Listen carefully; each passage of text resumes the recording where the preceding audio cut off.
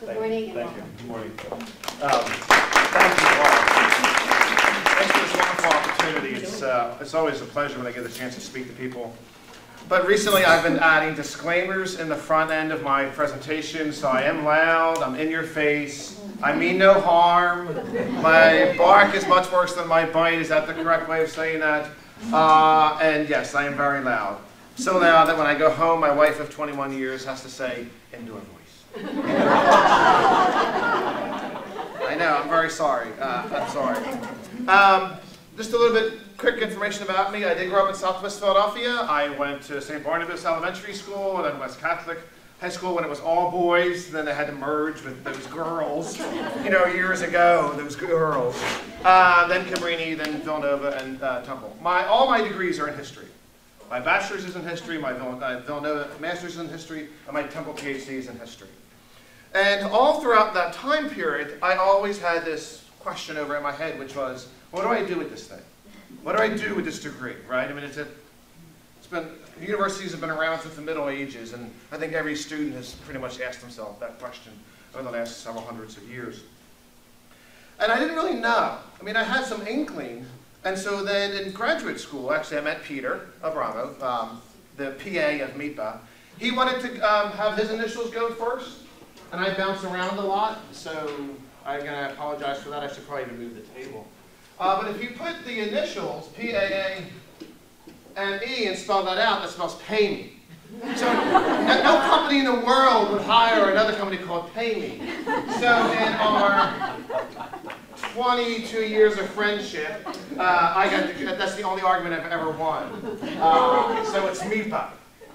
And so I've known Peter for several years.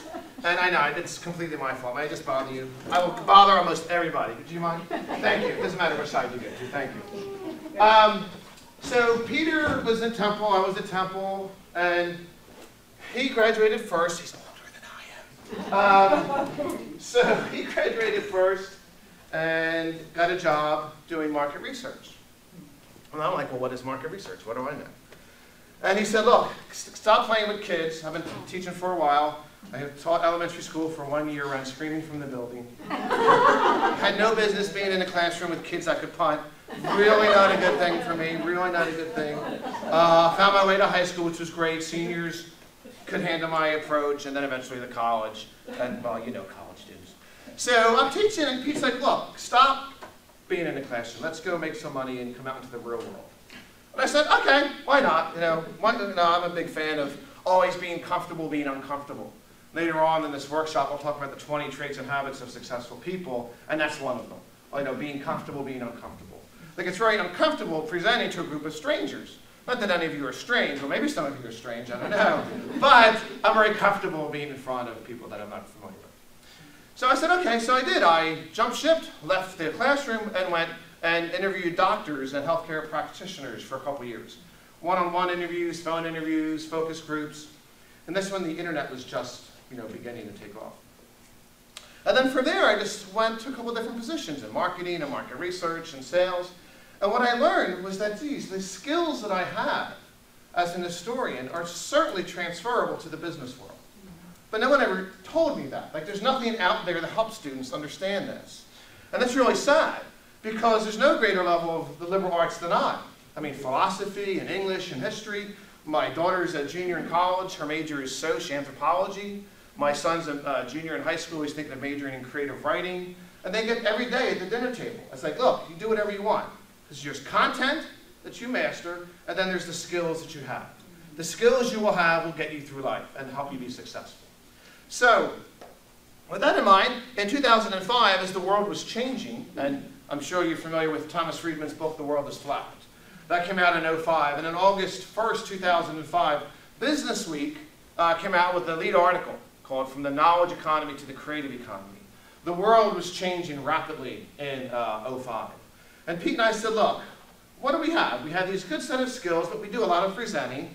I worked with Pfizer and AstraZeneca and GSK and Wall Street analysts, and went to Sweden and Switzerland and traveled all over and presented all over the world for my various jobs. And I always felt like I was teaching. Like, that's what I was good at. You know, the content of the pharmaceutical industry, you just learned. You just picked it up as you go along. And we said, well, we can teach. We know how to market. We've been done marketing, market research, product development. So we launched MeetBet to help people understand all that's going on. And over the last 6 years now, wow, we've written several workbooks and have a variety of workshops. And this is what we do. We go and we help people understand what's going on. Now we have 2 workbooks, well actually 3 really pertinent for college students, but the one that's very, very pertinent for a place like Manor is How to Succeed with Your Liberal Arts Degree. Like we have that as an e-workbook and paper workbook. Then we have the ABCs of marketing yourself, because all students have to know how to market themselves. And I'm going to explain why all this is relevant over the next couple of minutes as I talk about how the world is changing. I'm just a big believer that we can always do more. There's always more that we can do to help ourselves, to help each other. And the great analogy I like to give is, you know, everyone's been in the presence of a little kid, right, trying to learn how to walk, I'm assuming, right? We all know how to walk, so we were there, but we just don't remember that early part of our life. And if you study human behavior when there's a little kid in the room trying to walk, what does everybody do? Well, the adults that sort of like the kids, they make sure that the kid doesn't get hurt, right? They fall down, the kid falls down, and sometimes they help them get up, or they move the furniture to make sure they don't get hurt. Maybe sort of like that. Like we want to help you walk, you know, and then eventually run to success in this crazy world in which we live. If you notice that helping of each other to stand up stops once the human learns to walk, right? We just don't help each other enough to walk, you know, every day. And I'm just a big believer that if we could, the world would be just a better place. If we approached each other the way we approached that child, and as that child fell down and we helped them get up or we moved the furniture, it'd be awesome if we could help each other that way. Now we can help each other by sharing the knowledge and working off of each other's energy to make it into the world a better place. And today I'm going to talk about this platform called Ushahidi. Ushahidi is this Swahili word for witness or testament. And it's an amazing global effort to help people around the world that are in disaster situations. The world is changing, and there's a lot that we can do, not only to help ourselves, but to help the students. So the title of today's talk is Preparing Students for Their Future, Not Our Past. Now, I stole that from one of my favorite authors, Daniel Pink. Anybody know Daniel Pink? Okay, Daniel Pink has written 3 books. Can you name all 3? No. Oh, you just said you knew them. See, I'm your No, wrong answer. Next. The oral culture is killed by the library catalog upstairs. I just go enter Pink. Bing. That's great. He's written 3 books. In 1999, he wrote Free Agent Nation. Free Agent Nation was when he let the world know that about 30% of the U.S. workforce are free agents or consultants, and that trend keeps going up. In 2006 or 7, I forget, he wrote A Whole New Mind, which should be required reading for all of you. A Whole New Mind demonstrates very clearly how the world is shifting from left-brain technical expertise to right-brain creativity.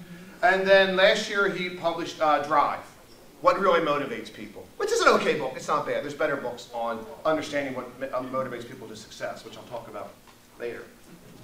So that's the title of this talk, Helping Students Prepare for Their Future, Not Our Past. All too often, and I know the drill, and I've known and I've seen it, you know, too many people in various positions of authority have a vision of what the students need to understand. And it's based on the past, not the future. So I will give you umpteen reports and books. I'm basically just a vehicle by which the word gets spread out. So don't shoot me. Don't shoot the messenger. All right. Recently, 2 weeks ago, Thomas Friedman's editorial in the New York Times, he wrote The Short History of Everything. And basically, and I sent the article to you. I don't know if you ever did that. Perfect.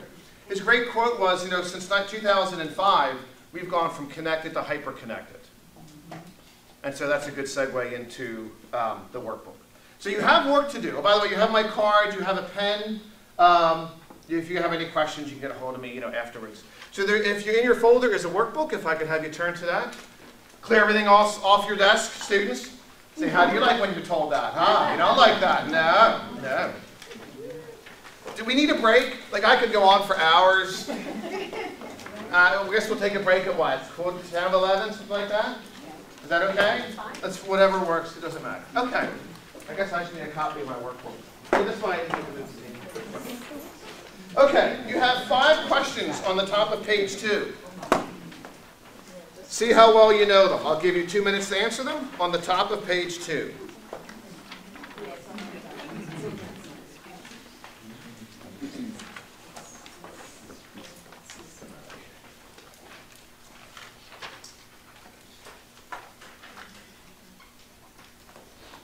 By the way, this is on the front of the workbook, but if you go to meepa.com/manner, I set this web page up for you guys.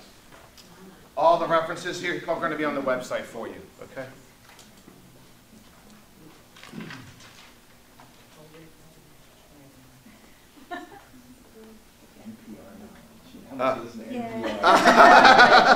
It helps. See that? It pays off. No cheating, no wandering eyes. Come on now. I don't know any of these. We just did a workshop at a major financial investment firm, which I won't name, and none of them got any of the. No one got all of them right, I don't think. And they were good. They were good spirited about it, you know. Who knows? Maybe some of you will get them all right here. We'll see. Okay, so number 1, what's the current global population? 6 billion. Actually, it's 6.9 billion and growing. So 7 billion. How many people around the world have internet access? 2 billion. 2 billion. So 2 billion out of the 7 billion have access. 10 years ago, how many had internet access? Is that a question? A couple 100,000. In 10 years' time, we've gone from basically from 0 to 2 billion. How many people around the world have a cell phone? This does vary, but generally you'll see 4 billion is pretty close. Yes. How many text messages were sent in 2010 everywhere around the world? No. See, you thought I could outsmart the question, didn't you? But you're all wrong. It's actually 5 trillion. 5 trillion. By 2015, it's expected to go to 8.5 billion in 4 years. My son does about 4,000 to 5,000 a month. Thank goodness for unlimited texting. How many text? All my students, because I still teach hard, they can text me. In fact, I want them to text me. Because they can never ever, will they ever have the excuse of, I couldn't get a hold of you. I take that right off the board. First day of class, I say, guess what? You'll never be able to use that excuse. Next! You're not going to, no. Preparing them for their future, not our past. How many hours of video are uploaded to YouTube each hour? 45.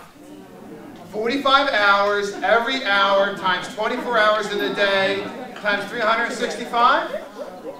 Now, some of you are saying, but that's a lot of junk. It doesn't matter that it's junk. It's out there. It's out there. And we have to consider it. Okay. So anybody get them all right? Almost? Pretty good. So, by the way, if you go on the MEPA site, I'm not going to, I can't touch this, right? That's fine. If you click on mepa.com/manner. Oh, with the smart pen. With a smart pen? Yeah. Oh, okay. And if you click in, this is a smart pen? Yep. And if you type manner and then quiz, whoops. That worked. There you go. I have 20 questions total for you. So many more like that. Can I go back? It's not calibrated. That's no big deal. Please, at least you have it up. I've been in some places that are, quote, technically advanced and don't have anything. Okay. So here's your manner, mepa.com/manner. So if you click on today's dynamics, that's where we're going to spend about the first hour or so, depending on how far we go here. I do want to refer to you real quick to the 2011 Horizon Report. Anyone familiar with that?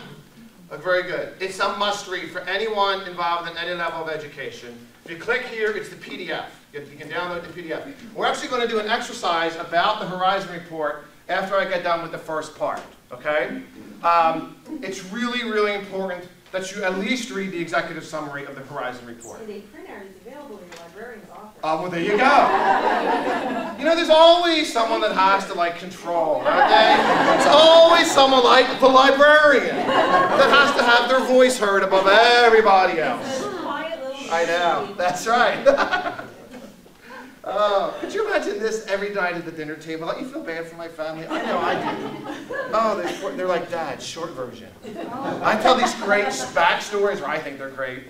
I was invited to speak at the Art Museum on Saturday for an art program for inner city students in Philadelphia. It was like their commencement exercise. And the lady that invited me said, you have 5 minutes. My wife said, Mike, it takes you 5 minutes to say hello. How are you going to speak for 5 minutes? I worked on it for like 3 hours. I started, it was 15 minutes. Then I'm walking around the backyard in bare feet, just going over and over, and they're just laughing at me. I got it down to 8:20. That's not bad. And it's all on the meat beside. Actually, it's right here. It's right here. It's about Dale Chihuly, the world-famous glass artist, and his path to success. It's so hard. And then Amanda, my daughter, said, well, what are you doing Wednesday? I said, I got 2.5 hours. She goes, oh my goodness, 2.5. I said, that's nothing. Yes, that's easy to talk for 2.5 hours. It's that 5 minutes that's driving me crazy. All right, next exercise. Just together now. You can yell it out. How did you buy a car in 1990? Sure you did. How did you do it? Just describe how you physically did. You had to physically go to the dealer, right? You went to the dealer. How did you do it in 2000? You went on the internet. Now describe the web page in 2000 that you looked at. Static. Thank you. Static. Just a picture, right? So you went from the physical to the online static, and now today, how can you do it? You can design it. You can design your car. So in 21 short years, we've gone to physically going to get a car, to looking at a static web page, to today you can go online and design the car of your dreams. Now if you haven't done it, you can easily do it. And order it. And some will probably even deliver it to your house. Probably. Just like a t-shirt from Cafe Press or a book from Amazon. So, do we all admit then the world has changed in 21 years? All right, good. So at least we're all working off of the same platform. Now, give me 10 other areas of work and life that have also changed, in addition to buying a car. Do we have any erasers? Ah, right here. Paying bills. I do all my bill pay online. Anybody else do that? It's fantastic, isn't it? Really fantastic. All right, so we pay bills. Travel. My penmanship is deplorable. My PhD director, I criticized his writing once. He looked at me as if I had said the worst thing imaginable. I said, I can't understand your writing. Now obviously this was many, many years ago, and I still remember his glaze into my eyes. And the words he said is, my writing is exemplary. It's my penmanship that's deplorable. My penmanship is deplorable. My apologies. What else? Travel, bill pay. Social network didn't even exist, right, prior to 105. Finding a job. Finding a job. Grocery shopping. Grocery shopping. $5 coffee. $5 coffee, okay. About your K through 12 kids, grade access. I'm sorry? Oh, great access. Oh, great access. Sure, oh, absolutely. Oh, my son is on his grade page every night. He's in the top. He's ridiculous. So he's like one of those, he knows every single question if he got wrong in any test. And he's on it every night. On it every night. What else? 1, 2, 3, 4, 5, 6, 7. Dating. Dating. Not that I've done that. I'm not even going to go down that road. What else? Sure, TV. Anybody ever watch anything on Hulu? Yep. H-U-L-U, right? It's fantastic. What else? I think just simple information access. Sure, of course. Info access? Anything else? Communication. Oh, yeah. Well, that certainly has changed for sure. All right, so do you have 10? 1, 2, 3, 10, 11. One more for an even dozen? How about income inequality, inequity?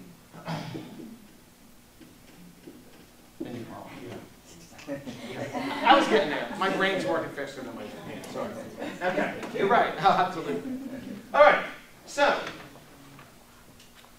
if we spend another 5 minutes, you could even get more and more things. Thank you for that. Great job. The world is changing. So I want to explain, using two triangles, how the world is changing. All right? And this is what you saw in Indianapolis, but now I have a lot more time to get into it. Now, when I do this, give me some leeway here. All right, so this isn't an exact science, but this is big picture. The one thing that I learned, transferring from teaching to the corporate world, is big picture is really important. And I didn't realize how important, I didn't even know it was a skill. I didn't even know what they were talking about. And then, you know, I had to learn how to write an executive summary in a corporate style. You know, make dissertation, I would write it. The first thing I submitted was like 20 pages. You just bang it out. How hard is that? And they're like, Michael, no, 1 page, you get 5 bullets. I'm like, oh, you're kidding me. They're like, no. Everything you wrote is called the appendix, because you're going to have 30 seconds in front of somebody. I'm like, okay. And I worked on it. You know, you just work on it, that's all. So I'm going to explain the world by way of these two triangles. You can write this down. There's a lot more information about all this online. So let me go over here. Can everybody see if I'm over there? That's good. Okay, we have two triangles. I guess I'll put them both over here. All right, so the very first one is the larger point to the left and the point to the right. Now, in Indianapolis, we had no whiteboard. I know. So I had to literally do this. I had to do this. In front of like 90, you know, higher ed people. Most were laughing. Not everybody, but most were laughing. So this is the first triangle. Now, this is something that's known as, very simply, in our terminology, the IER, or the information exchange rate. So to explain the information exchange rate, here's the definition. The amount of time it takes to spread information from point A to point B around the world. Doesn't matter what the information is, doesn't matter what 2 points there are around the globe.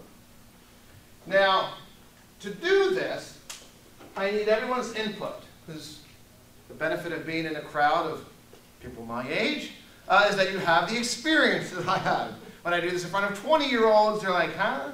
So it's a little bit easier with a crowd of people my age, so this will be fine. So go back 600 years ago. None of us were alive, I don't think. Some days I feel like that. What was invented that forever changed the way people communicated? Printing press. Hey, see, I love being with people like that. It's not a challenge.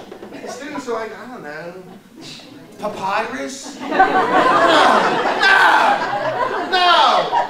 Papyrus? I remember 8th grade, I'm like, what?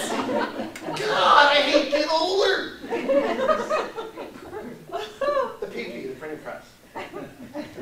Right? By Johann Gutenberg. Right? Middle of the 15th century.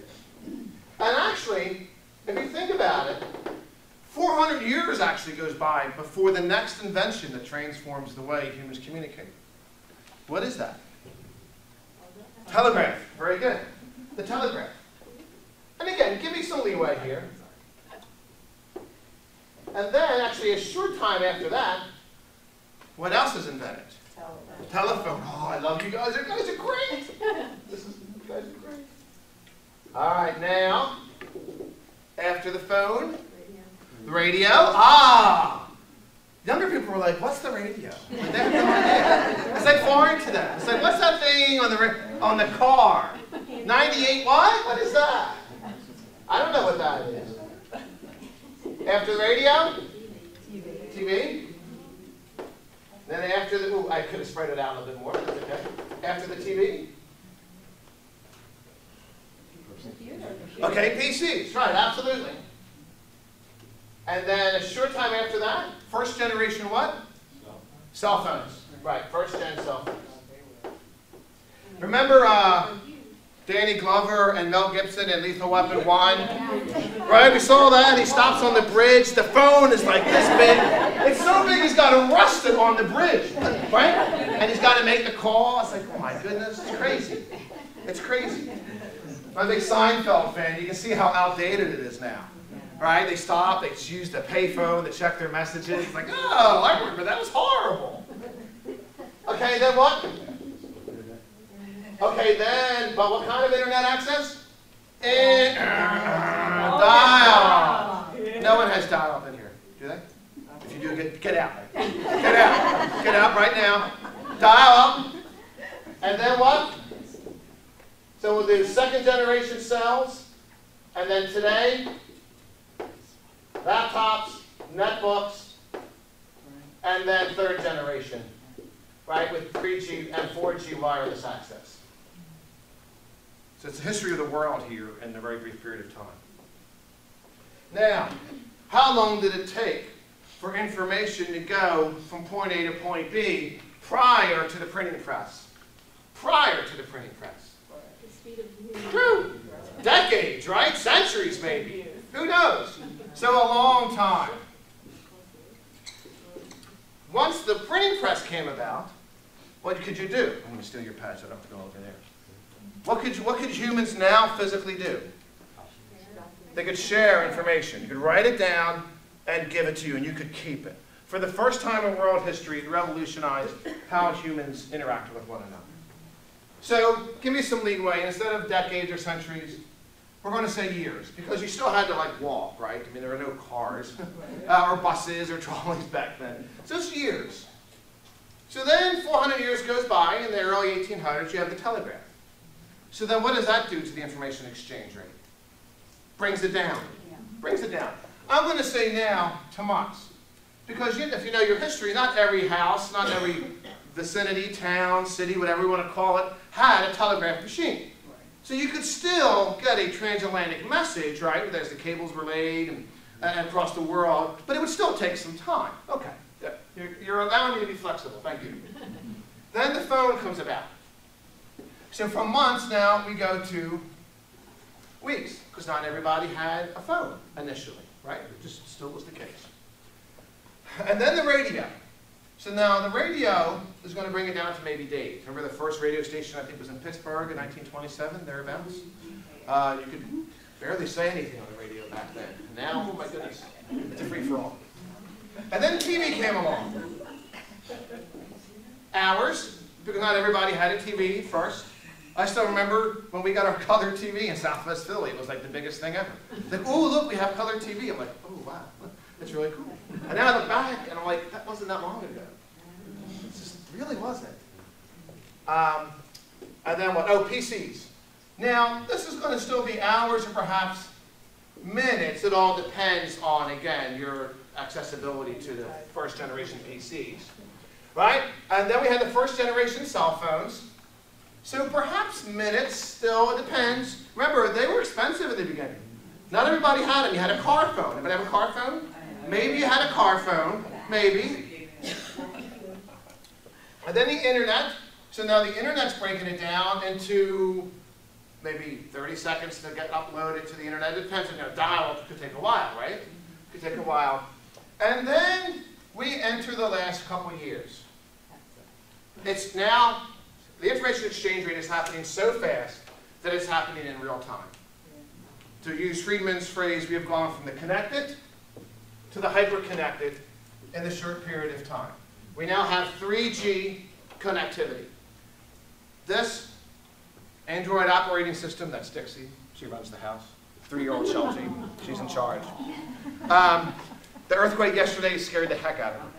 Running around in circles, I'm like, oh geez, come here, let me get you. Once she's on the leash, she's very calm. The Android operating system, the iPhone, any of the operating systems now allow you to, if you can videotape me and upload and stream it online, someone in Japan could be watching me speak, as it is happening. The information exchange rate is here to stay. We're not going back. It's not a fad. It's not the hula hoop. Right? I can't do the hula hoop. As if you couldn't tell. It's not a fad. It's here. And if you think about it, the people in front of you, if they're, maybe it's 20. If they're 20 years of age or younger, they've grown up in the connected to the hyper-connected world. Their first 20 years of life are very different than your first 20 years. Right? I mean, I have to say that, though, because I know I've done this long enough to realize that people just don't think like that. They really don't. I mean, and that's okay. And another exercise that we could do is what percentage of your life have you had access to the internet? My daughter and son's generations is 100%. For us, maybe it's 50%, 40%, 30%, I don't know, depends on your age. So you have to ask yourself that very important question. What's sitting in front of me? Is a student that's growing up in this environment. Now this is crazy enough. We haven't even talked about implications yet. That's coming. I still have to do the opposite triangle. Does this make sense, the information exchange rate? So we're exchanging information faster than ever before. And everybody is doing it. How many people have access to the internet online? Or access to the internet online, to the internet, it's redundant. 2 billion. The UN says by 2050, the global population is going to go from about 7 billion currently to about 10 billion. By 2050, you're probably going to have 4 billion people online. Twice as many people online as now. Don't even pretend to think that any of us know what that's going to look like. We can't even comprehend what 4 billion online is going to do to how we interact with people. We're trying. There was an article in the Inquirer years ago, Philadelphia Inquirer, not the national one, Philadelphia one, and the author said, it's like drinking from a fire hydrant. And it is. And it's greatly impacted how we teach children, of all ages, of all ages. That's what our Horizon Report is so good. The Horizon Report's free. I don't get anything from promoting it. It's just a fantastic piece of research that everybody needs to read. All right, so now let's couple this triangle with the next one that's going to compound this. So again, in Indiana, I had to do this. And now I'm on this triangle. KPR. The KPR is the knowledge production rate. The knowledge production rate. This is even less scientific than the IDR. But you get the point, right? You see what I'm trying to do here? Makes sense? This doesn't have to be an academic research paper for you to get the point that the world is changing. It can be, but it doesn't need to be. So back here, the world population was a lot shorter, right? A lot less, 500 years ago. How about the amount of information that was produced? We're just going to use very simple, non-sophisticated bar graphs to demonstrate how much information. A little, just a little, right? How many books did you have to read? A couple. Just a couple. A couple. You never read that many books.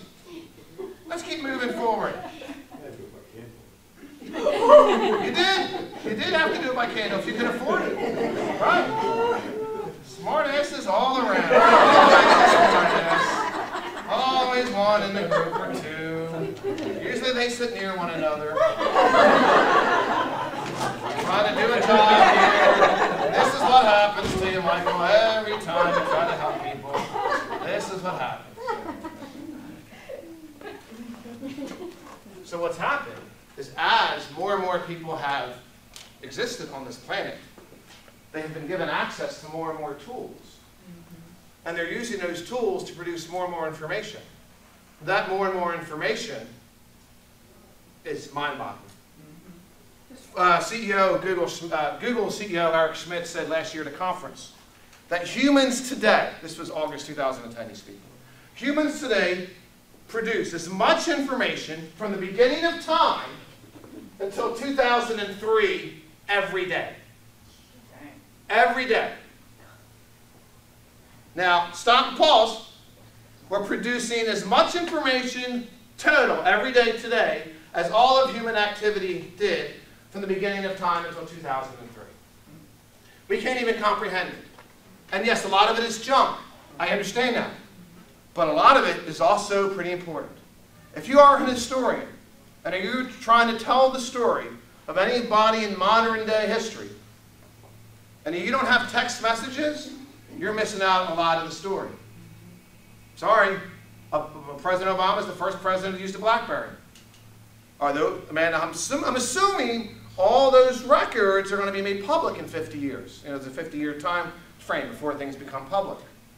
So as it's changing the world, historians and how they write stories, let alone everything else. I don't even get into fields like English and the ability to self-publish. I mean, there's really amazing things that are transferring and happening right now.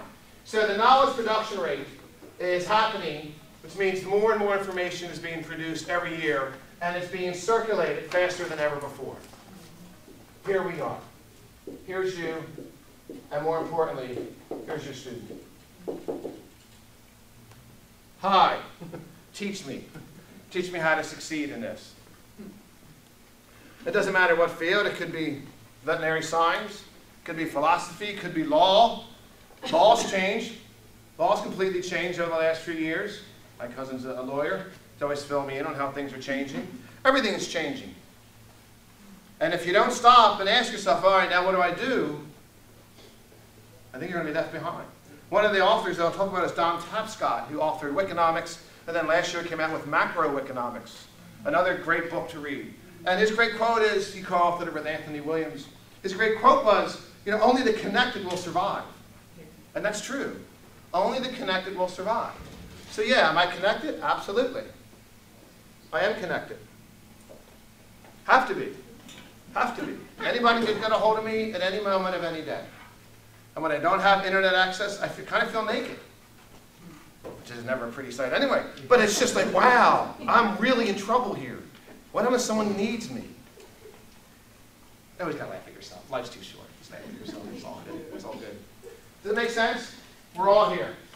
Anybody disagree with me? You just told me how the world has changed and all these things, and you're changing, so we're all here. I'm sure the world of admissions, I'm going to pick on, is it Jeff? The guy all the way in the back, poor Jeff. The world of admissions has changed, hasn't it? The way students apply to schools, the way you use the internet, social media. Do you have ads on Facebook? Sure, of course you do. Because now you can do customer segmentation and specific marketing, you know, with different messages to different people. The world is changing. Any questions on that? Does it make sense? Okay. I want to go here.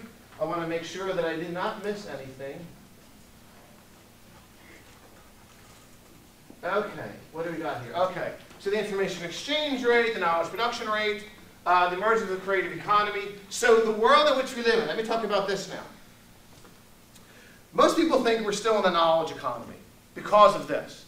Because of this. The knowledge economy. Everybody producing. But they're wrong.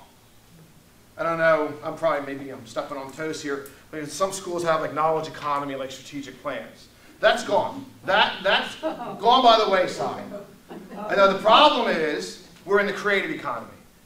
The creative economy means this, and this is really important to understand, that these tools, used in conjunction with more and more people having access to the online environment, have allowed ordinary humans from all walks of life in all countries to produce, to create.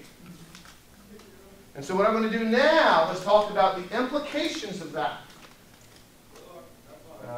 And why is it happening? Yes, I want to talk about that.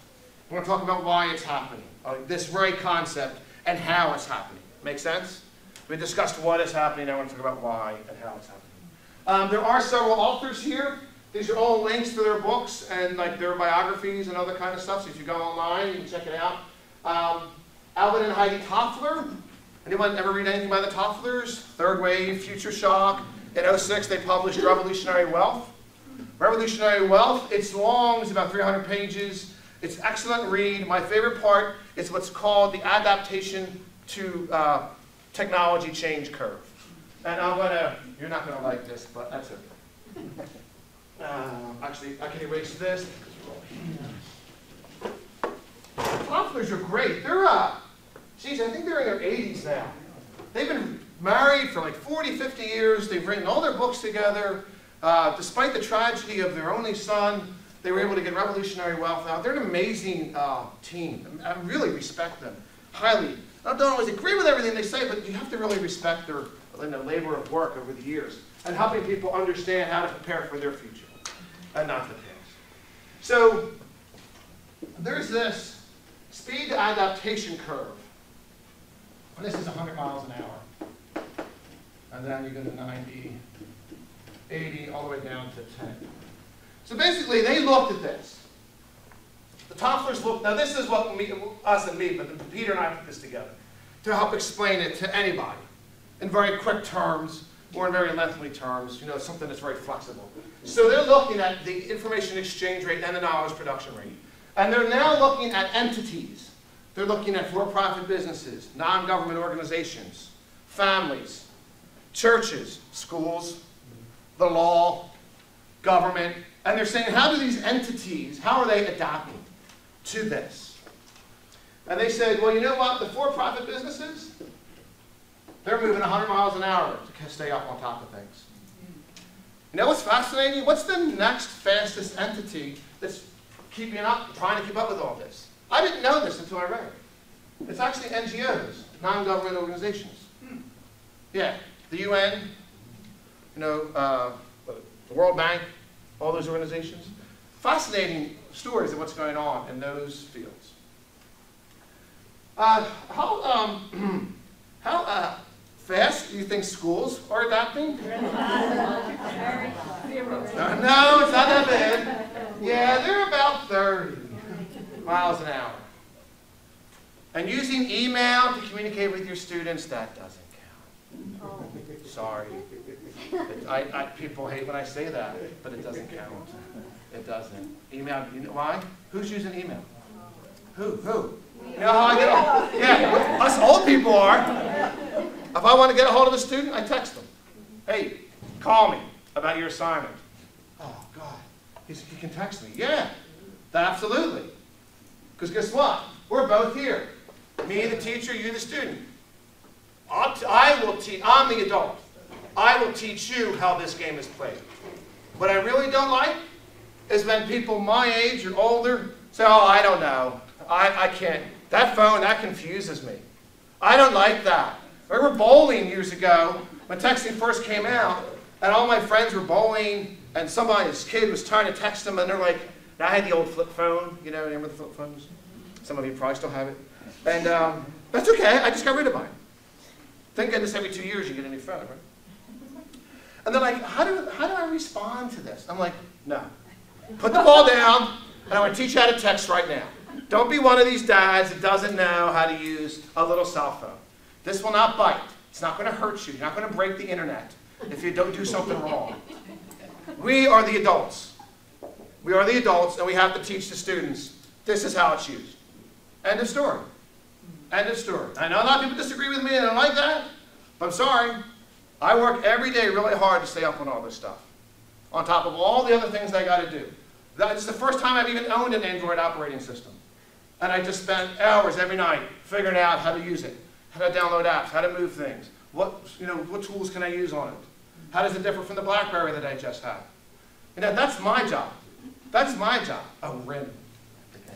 It's being videotaped, so it'd be nice. So, yeah, schools. Oh, by the way, law is down here. Now, but there's a reason for that. Don't get mad at me. Calm down, lawyer. Calm down. There's a reason. Because law needs time for things to unfold. Law is generally reactionary, isn't it? After things happen, then laws are written. Rarely is it ever proactive, and that makes sense.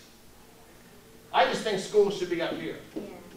That's part of my life mission, is to look, schools, we got to rock and roll.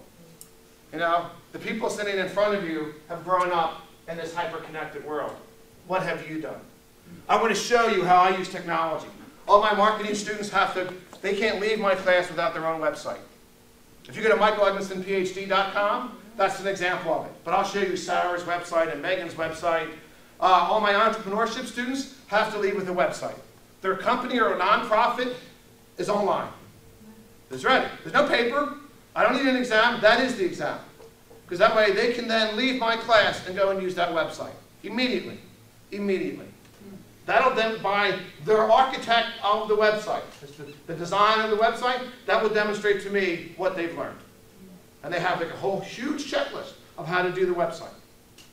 It's instant. It's used instantly. Who else? Michael Wesch. Do you know Michael Wesch? We don't have a lot of time to know. People think, oh my God, who could put up with this guy for 2.5 hours? But if there's a whole day workshop, I would show you a Michael Wesch video.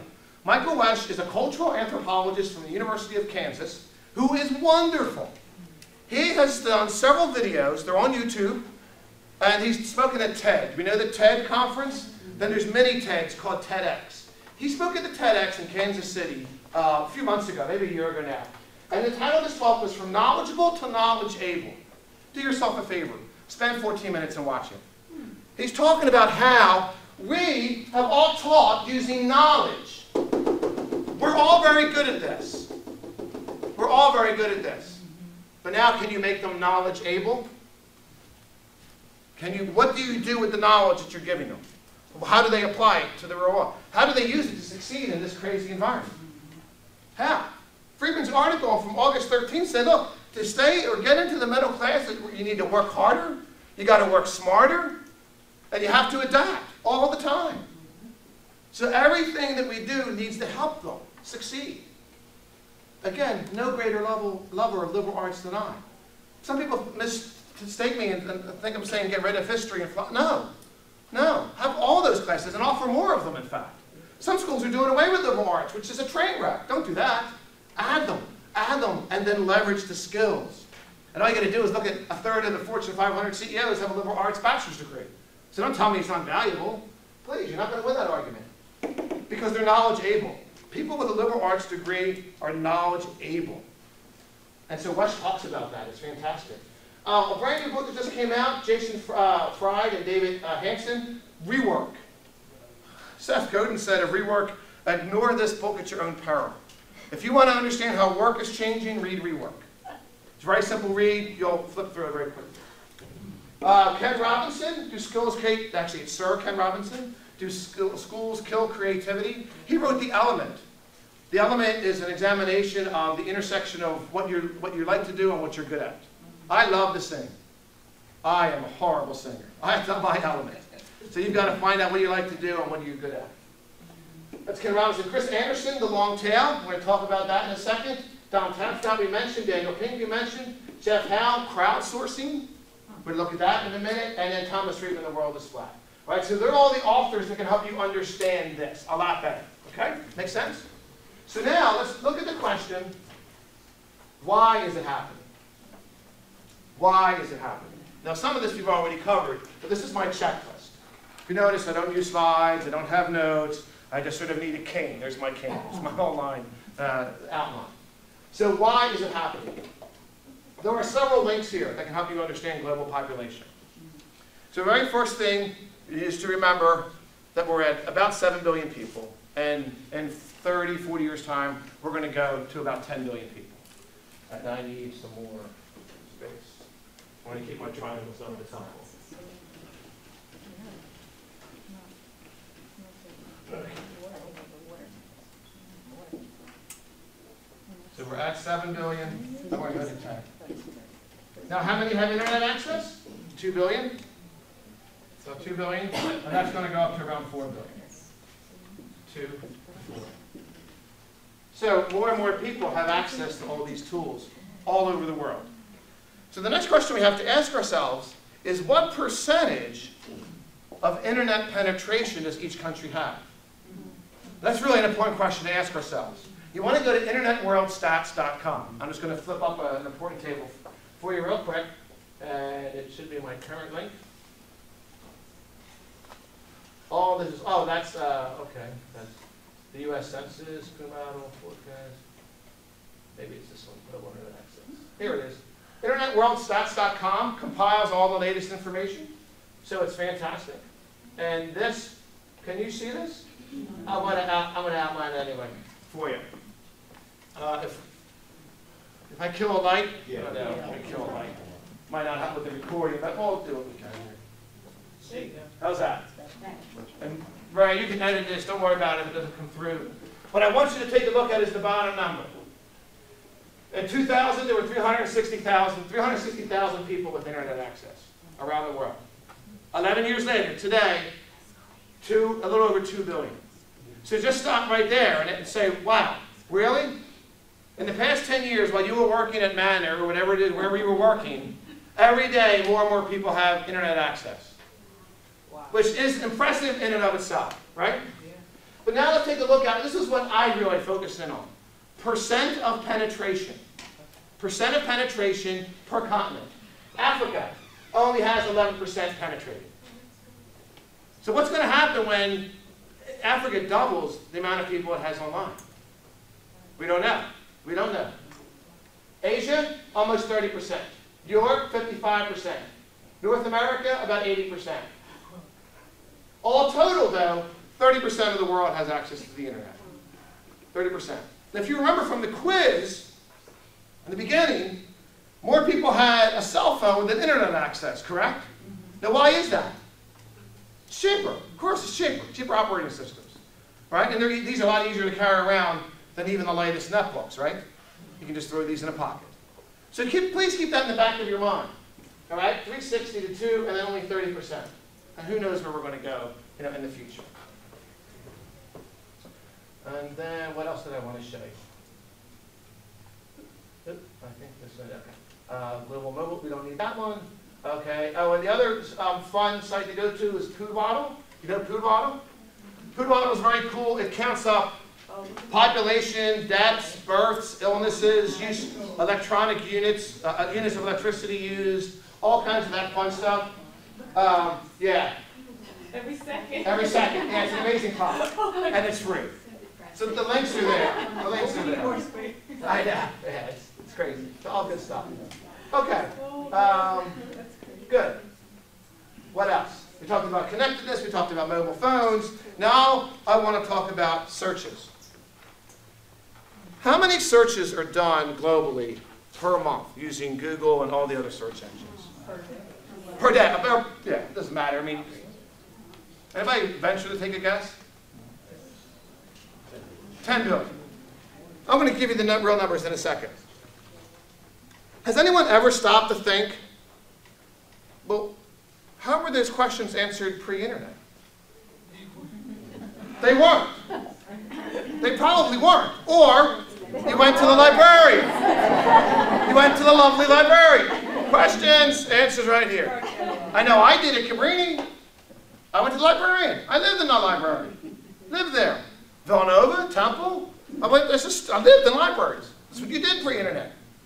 You had to go through the index to get the periodical, and then you go find the periodical. Librarians would yell at you because you didn't put it back in the right place. All those fun things. But what about the people that didn't have access to school? No, and that's right. Absolutely. Not that I would ever do that. What about the people that didn't have access to college? What percentage of U.S. adults have a 4-year degree? It's less than 30. 28, 5, something like that. What percentage of the world's population has a college degree? UN and the Rockefeller Foundation just came out with a statistic. 7. So when you have a college degree, you're among the world's elite. I always tell the 22-year-old that. I said, you're an elitist. And they get offended. No, I am not. And they start yelling at me. I'm like, yes, you are. Statistically, you're an elitist in the United States, and you're very much an elitist when compared to the global population. 7%. So guess what? Let's think about this for a minute. The 7% that have a college degree, are they the only ones around the world using the internet? No. So now let's take a look at this again.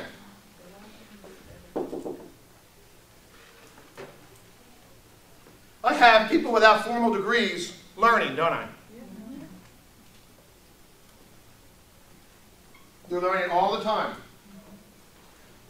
Let's get back to this. I'll give you the statistics of search engines. Oh, of course it's not there. It's actually 11 billion for the month. It's 11 billion and Google's got like 70% of it. Billion searches. Month to search, search, search, search. How many people use the Google search on a weekly basis? Okay.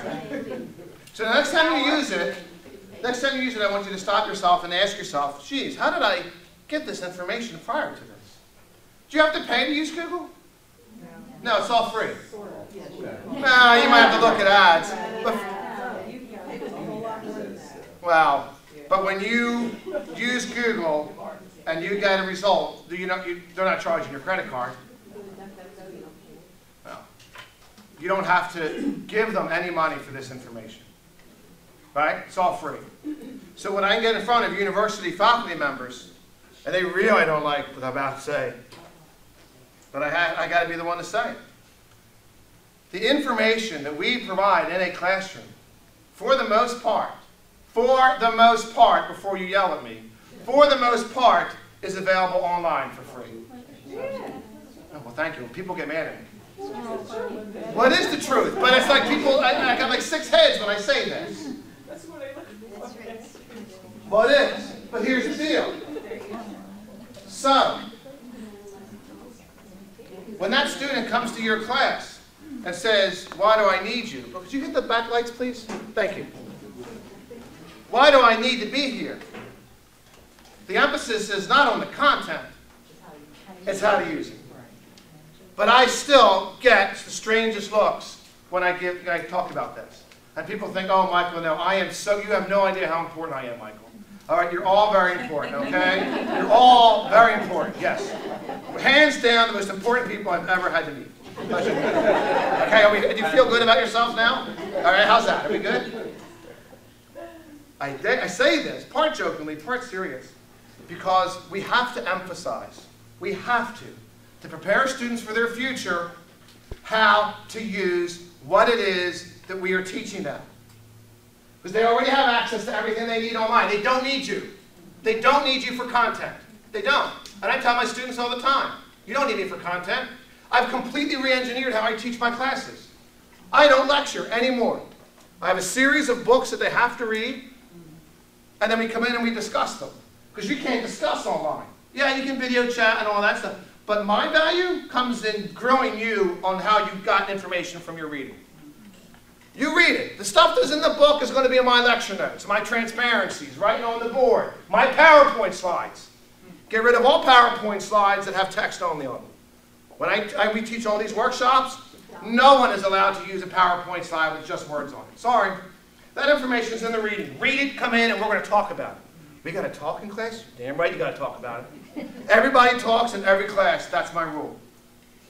Every class, everybody talks. When I was at one university, and again, I don't want to name it, the students were amazed that A, I knew their name, and B, that I called on them in every class. They were like shell-shocked. They're like, well, usually we just sit and take notes, or we're playing on Facebook. Sure. And you know why they're on Facebook? Or why they're texting with their friends? Because they're not engaged with the class. That's our job, to get them engaged. My students have their cell phones out. They're allowed to text if it's an emergency. If they're planning a party, no. But if mom or dad or their aunt or uncle needs them, that's fine. I've been teaching for 20 years. I know people are, going through divorces, people are dying of cancer. I mean, I've had everything imaginable come my way. And now I don't want them to miss something important. Does people take advantage of it? Probably, but not very often. Because once you're using the text, I'll say, oh, who you text? Oh, I got to text my mom about, okay. Who you text? I'm texting, what's your name? Beverly. We're going out drinking tonight. No, you're not. I know. Everybody's saying, where are we going? Where are we going?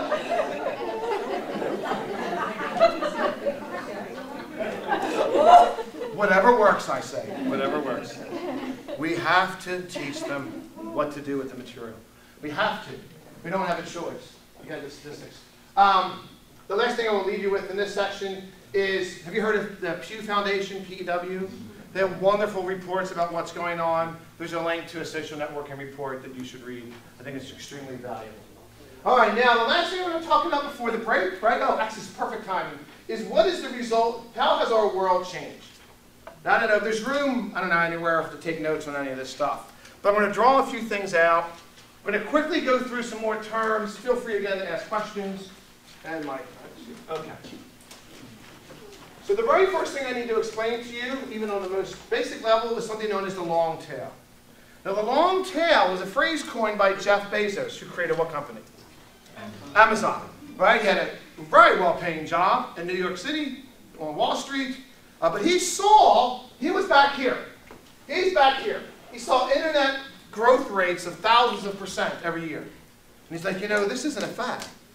More and more people are going to be online in the future. I'm quitting my job, and I want to open up a bookstore, an online bookstore. People can just buy books, any books at all.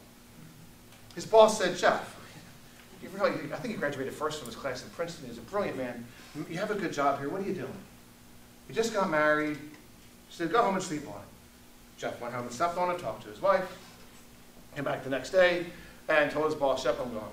So I'm driving out to Seattle. And in that car ride with his wife out to Seattle to open up what we now know as Amazon.com, he came up with this concept of the long tail. And I'm going to explain this to you. It's very, very important. Chris Anderson, editor of Wired magazine, wrote a book called The Long Tail several years ago. And there's a lot of information about the long tail in that, obviously. But to Chris Anderson's credit, he said, I didn't create this term, Jeff Bezos did. So in par with that, I did not create this term, Jeff Bezos did. Chris Anderson wrote a book about it. I'm going to spend it to you in 30 seconds. Or less. Who am I kidding? It's going to be longer than 30 seconds, but you get the idea. So the long tail is a very simple concept that has serious implications. We all know about the top, like 100, don't we? The top New York Times bestseller, the top songs on iTunes, right? Yada, yada, yada. Okay. What the internet has allowed, what these tools have allowed, is the creation of those millions of people around the world to write a book, to produce a song, to create a piece of jewelry, to create a piece of clothing, and to sell it. Never before in human history has an ordinary human without a college degree been able to write a song, publish a book, create jewelry, create clothing, and sell it to a global audience. They could sell it in a local flea market, sure, of course. The world was built on that local commerce. But since 2005, really, all the tools I'm going to mention in a second have really been born 05 to the present. Humans, 2 billion people, now not all of them yet, but probably in 10, 20, 30, 40 years, we're going to have a lot more people involved in this. People from all walks of life are using Lulu, LULU.com, to write a book. All of you can go home, start writing, go to Lulu.com, upload your file, and start selling it. I don't make any money off of any of this. I'm just here talking about the tools that are available. It costs you nothing. If you want a hard copy of the book, it costs you $8, $10, whatever it costs to have the book produced once. Get a color cover, customize the cover, you can edit the inside as often as you wish, and you can start selling. You would have jewelry. I wear no jewelry. I just don't like jewelry. I don't like it on me. It bothers me. A lot of people do though. Etsy.com. How about Cafe Press? Are we familiar with Cafe Press? Go to Cafe Press.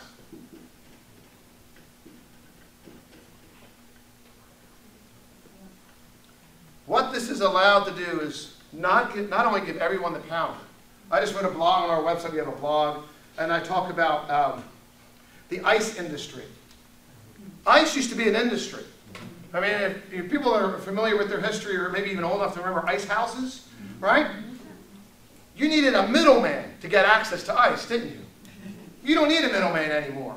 You have an automatic ice maker in your freezer, and when it breaks like me and you don't fix it, you have to get the ice trays, and my kids are still laughing at me every day because I use the ice trays. I'm working on it. Give me some time. I'll fix the ice maker. The middleman is gone. There always used to be a middleman to publish your book. J.K. Rowling, editor after editor after editor turned her down in England. Forget it. J.K. no one wants to read a 600-page book about a boy wizard. Until one day an editor brought a few chapters home to his 8-year-old daughter and said, read this. What should Daddy do? She said, I don't want to read the rest of it. Why don't you publish it, Dad?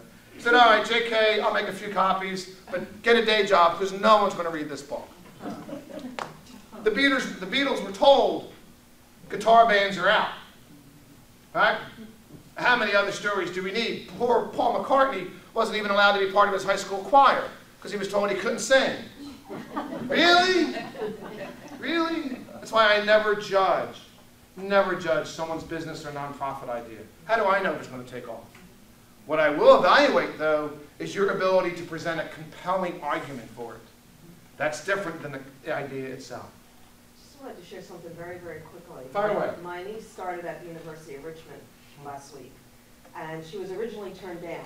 And she published a book on Lulu, and her father said, why don't you send it to him? Absolutely.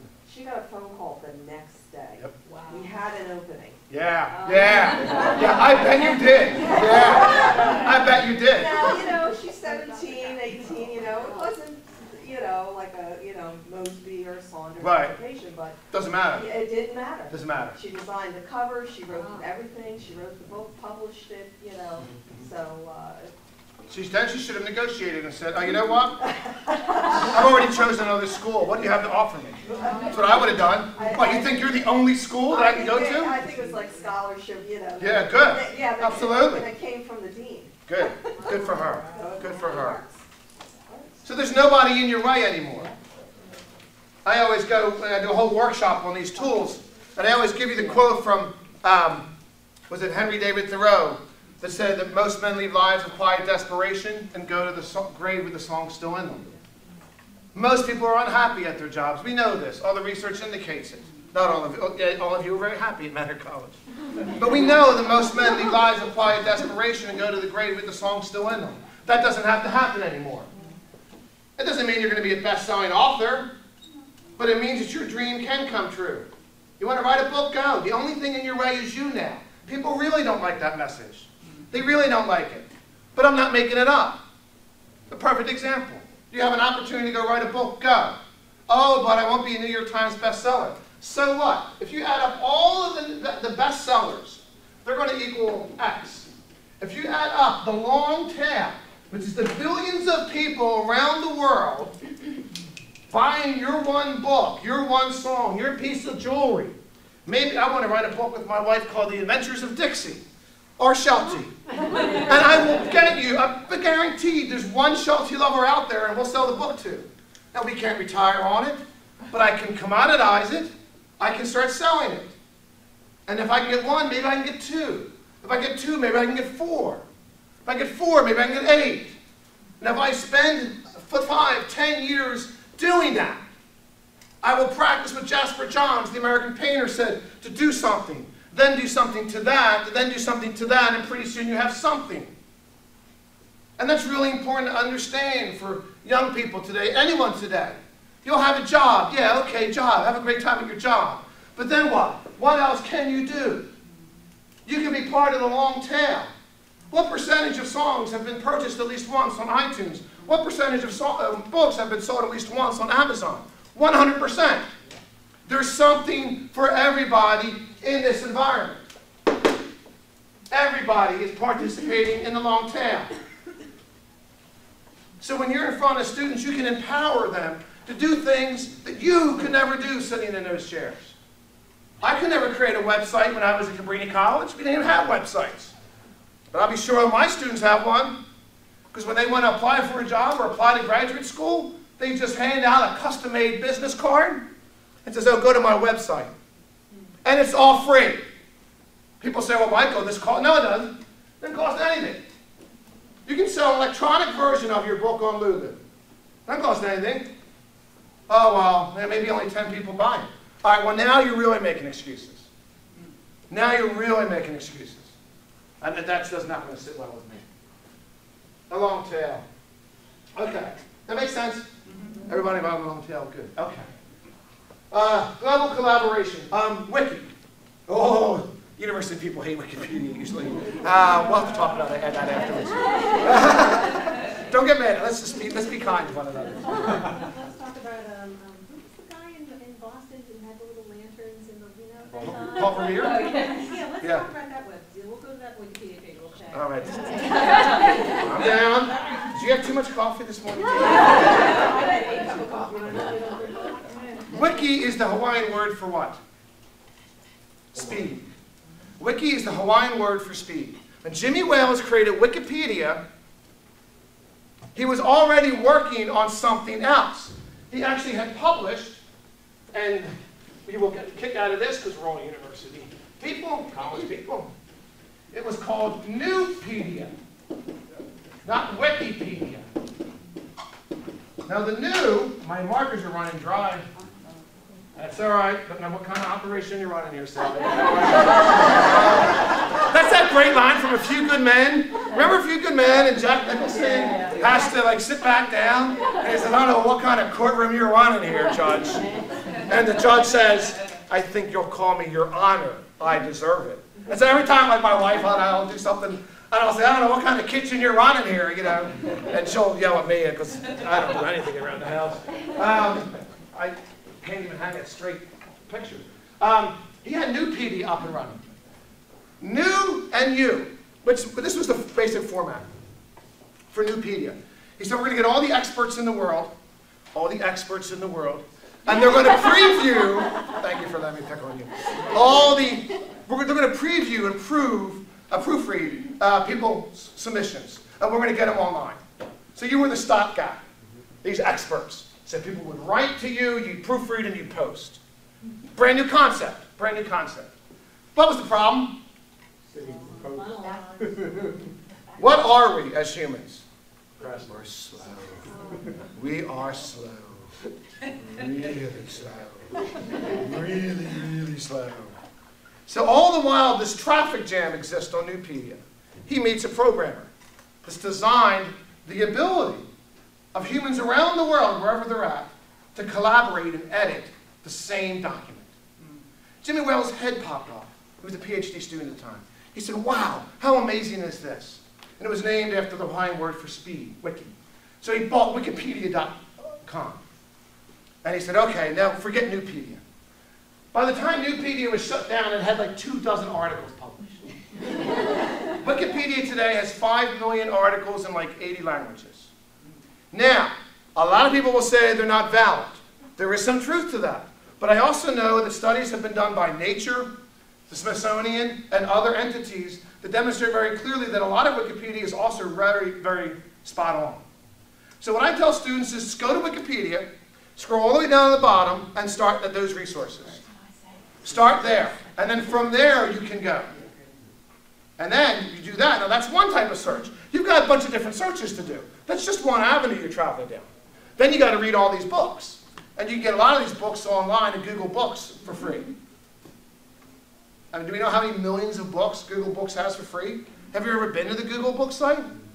Go to Google Books. Do yourself a favor. Just type in Google Books. You can search through all these books. It's an amazing thing. Oh, my goodness, I wish I had all this when I was getting a PhD. Collaboration. Never before in human history could you participate in a long tail. Never before could you work with complete strangers that you have no idea. One of the most famous examples of this, of course, is Yusha Hindi. Yusha Hindi is the Swahili word for testament or witness. And what they did after the, I think it was 2008, when in Kenya, the African country of Kenya, post-election riots broke out. A lot of bad things were happening. There was a woman in Kenya that had no way to track it. She wanted to know where were the rapes, where were the murders taking place, where were the fires, where was all the bad things happening. And so she worked with volunteers and allowed people, because Kenyans have cell phones, and they're going to have access to the internet, but it's going to be through a cell phone, to send a text message to the website.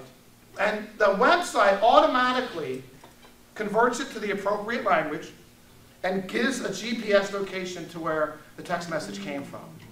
So then what do? Then I'm providing you a very brief 4-year history here in 30 seconds. What they've done this in Haiti, they've done it in various other countries around. Remember the terrible Haiti earthquake? They did this, a little girl knew to send a text message to this number, and they found her under the rubble after so many days of surviving.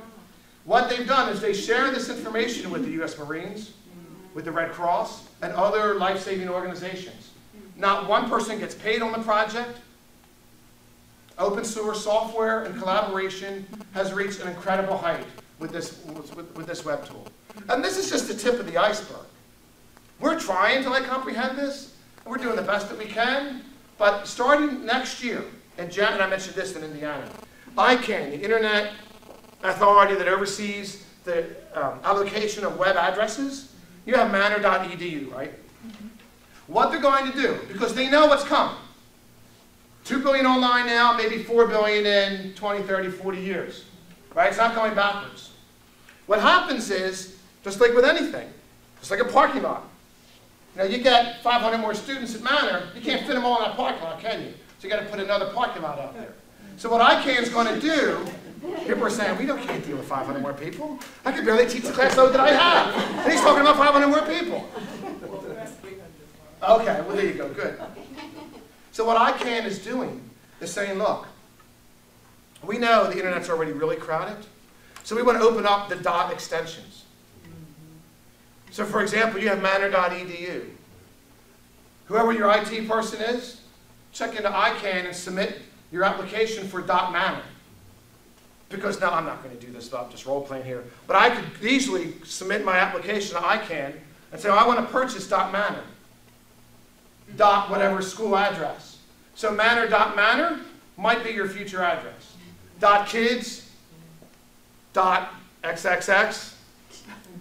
It's the biggest industry online. You can't ignore it.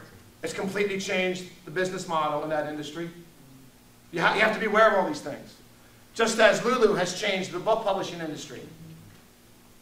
.kids, anything for kids is going to be a .kids. .desk, anything related to desk. That doesn't matter what it is. They're going to open it up. There's already billions of websites, and every website has web pages. There's hundreds of billions of web pages. We don't know what it's going to look like in 10, 20 years. So that's really important to understand. This can't get any faster. More people can participate in it, though, and this will only continue to grow. And so will more collaborative projects. Other applications, open innovation, optional. Oh, I will leave you with, good. Real quick. I'm going to give you another term that's